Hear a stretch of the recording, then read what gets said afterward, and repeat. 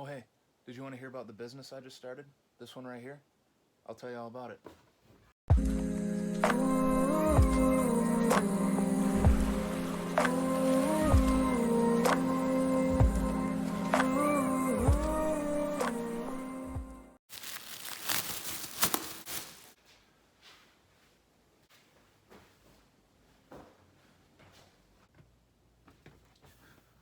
What's up, guys? Welcome back to Libertalia Game Supply, and welcome to my empire for the first time officially. The empire pretty much just includes this rack sitting behind me right here, so impressive, I know. Hopefully someday it is sitting in a store somewhere and not in the spare room in my house. So I started Libertalia Game Supply about 3 years ago as just an Instagram page, just posting pictures of cards I had that I thought were cool.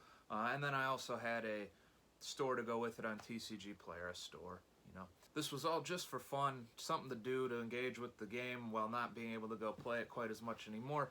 And I really like it, it turns out. I like the whole aspect of listing the cards, sorting the cards, shipping the cards, all that good stuff.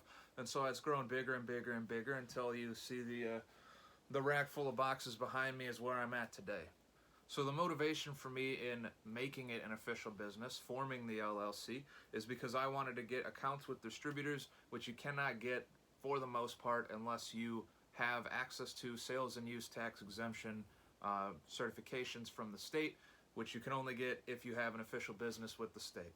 So I used InkFile in order to file the LLC with the state of Wisconsin, which is where I live currently. The only reason I used InkFile is because they didn't charge a fee for your initial filing. They make their money off of charging you for the other things that they sell, and all of the other business filing websites I was coming across wanted to charge you an additional fee on top of the state filing fee that already existed. So for me it was $130 in Wisconsin. It's probably different wherever you are if you're somewhere else.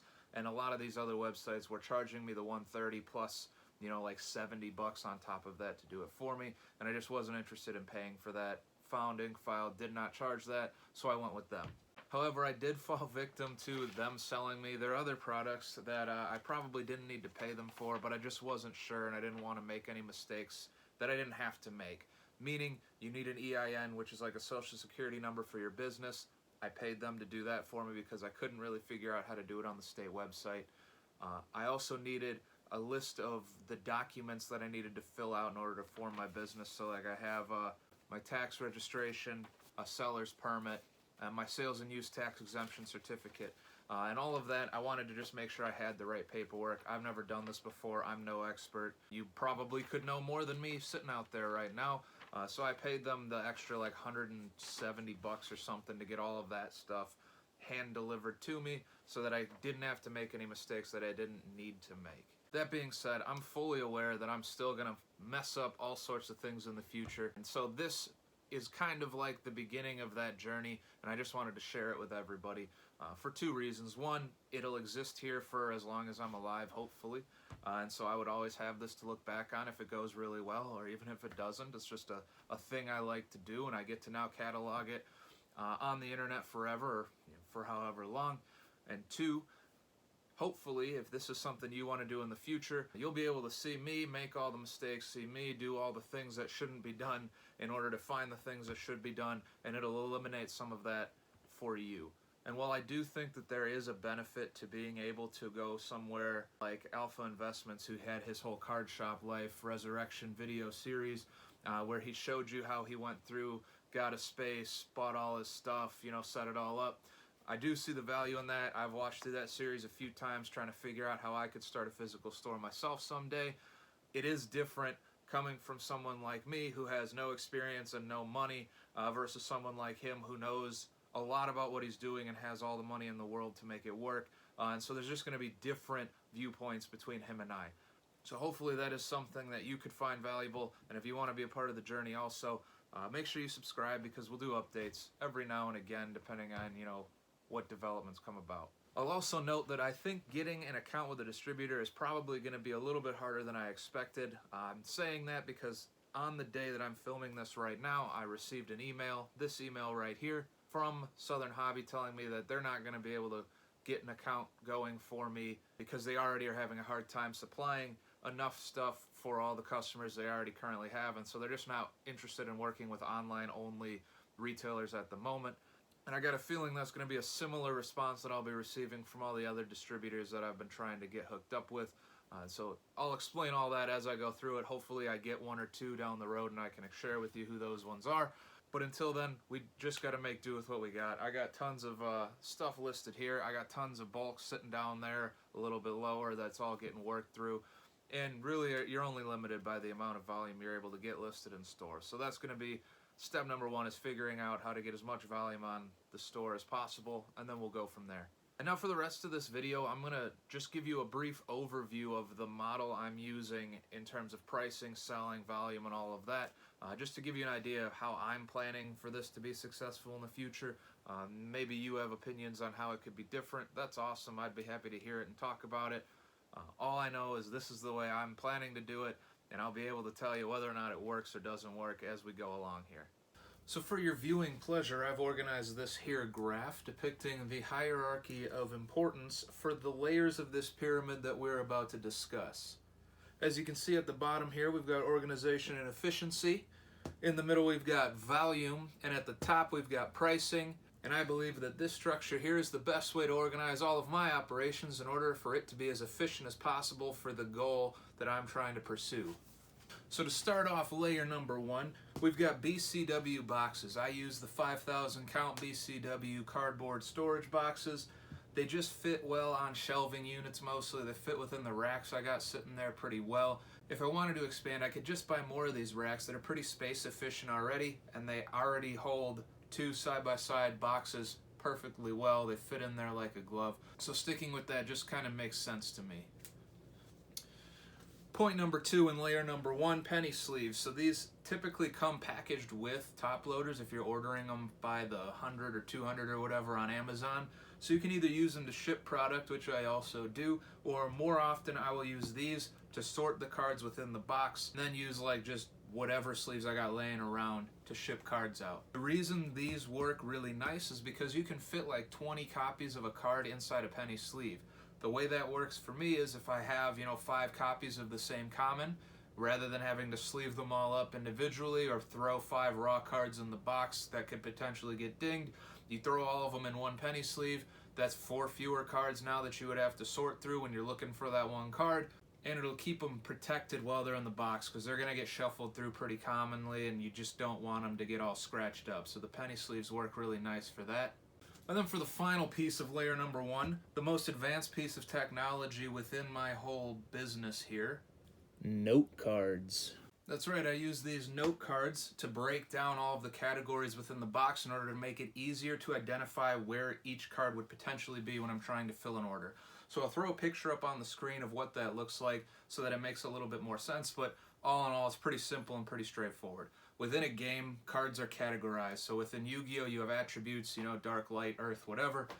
You have rarity, common, rare, super, ultra, etc. And then you have the alphabet, A, B, C, D. Yeah. So as my inventory started to grow, I needed a way to break it down to make it easy to find the cards. So I've broken it down by attribute, by rarity, and by name. By breaking it down in that way, if I pull out an order slip and I see a card listed there, it'll tell me the name of the card and the rarity.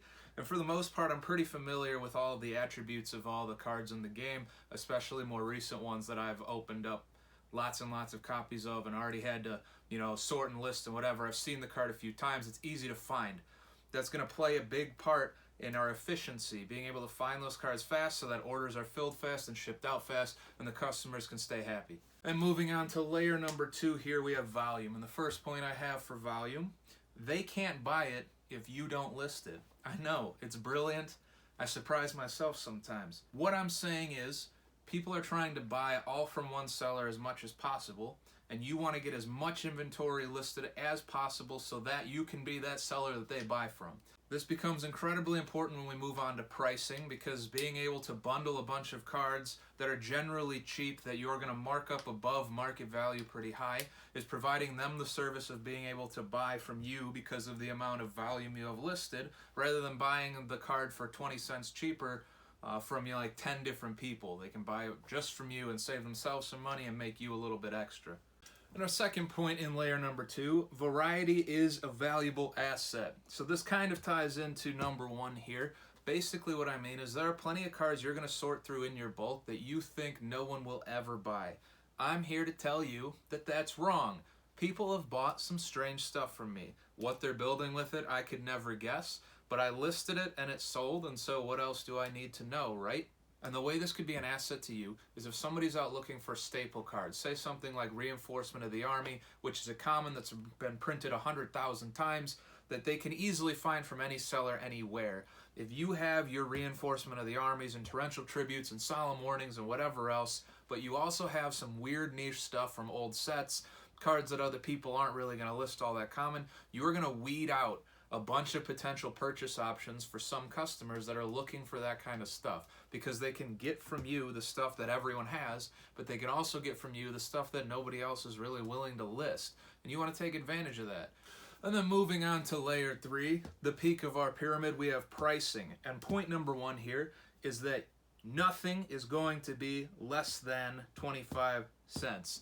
So as you see here, I've got greater than or equal to 25 cents, and that means exactly what it sounds like.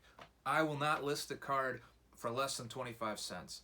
This becomes a pretty decent money maker if you've established the first 2 layers of the pyramid pretty well. How that would work is I've already become efficient. I can get your product fast, and so the reviews have piled up saying that I can ship it to you really quickly, and people are impatient. People want their stuff now. I'm one of those people. I understand it. I've created an efficient system so I can find the cards fast, so it's easy on my end to just get it done. There's no dreading trying to search for that one card in this box of 20,000.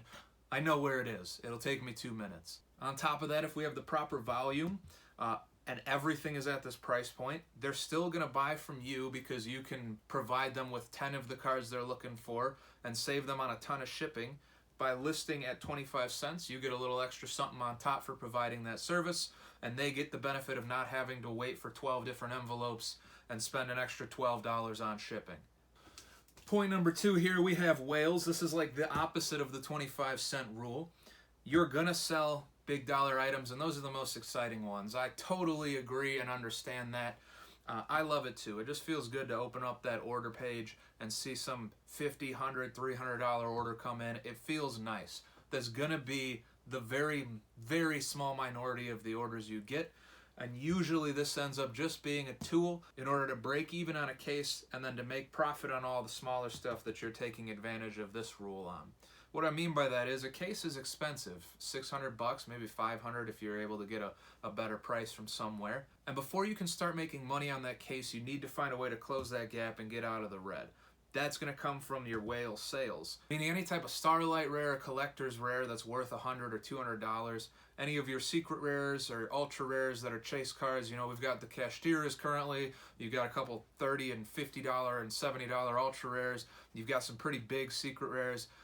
By selling all of that stuff off, you can get that money back up so you're out of the red pretty much right away on release day, because people are looking to pick up the new stuff. They're not going to try to go pull all these secrets and ultras because that'll cost them more than just buying the singles. And you're going to make the money on selling that to them because you're going to open all the product. That's what makes you valuable or useful or whatever. That's going to close the gap.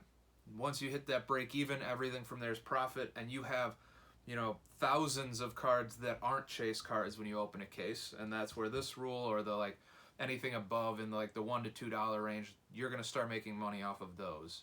And for our final point in layer number 3, I just want you to know that this is a little bit of data that I have collected for you from my previous sales. So I've got about 12,000 sales over the last couple of years, and TCG Player keeps all the data on how many orders you had and how much money they made and what state they came from and whatnot. So I went through and I sorted out the average sale price from year to year from when I started, and it's sitting somewhere in the $2 to $4 range. So it'll get thrown up really high because you'll have these big whale sales, and then it'll get thrown down really low because you might hit some periods of time where you're only getting these little 25-cent sales, which I will add was much worse before I was using this rule, because I was taking L after L, selling things for 5 cents just because I wanted the reviews and I wanted the numbers, and I think this is just better. You'll get your reviews and your numbers as long as you establish the first 2 layers properly. But your average sale price is going to be $2 to $4 per order. That seems like it sucks, but if we're talking about 12,000 sales and we can average $4, you're talking about $48,000 in sales. And I can only make that number go up by putting more effort and more time and more volume out there and just improving on all of the layers up until this point. So all in all, this is the basis for what I'm hoping will become a decently profitable online business. I want it to grow, and then my goal would be to eventually build a store of my own where I could have all of my friends come, play games, hang out, be around other people that love this as much as I do and as much as they do. And thank you guys for hanging out with me for just a few minutes today, listening to my dreams. Hopefully they come true, and hopefully you can come visit me in my store someday. I know it looked great in the drawing. Hey, look at that. There you are coming in to visit. Thanks for stopping by. If you've got any comments or suggestions, make sure you leave them down below. If you want to follow me on this journey and be a part of it, make sure you subscribe and leave me a like just if you like me. It feels good. I don't know. But until next time, I hope your pulls are plentiful. I hope your deck building is brilliant. And I'll see you guys in the next video. Have a good one.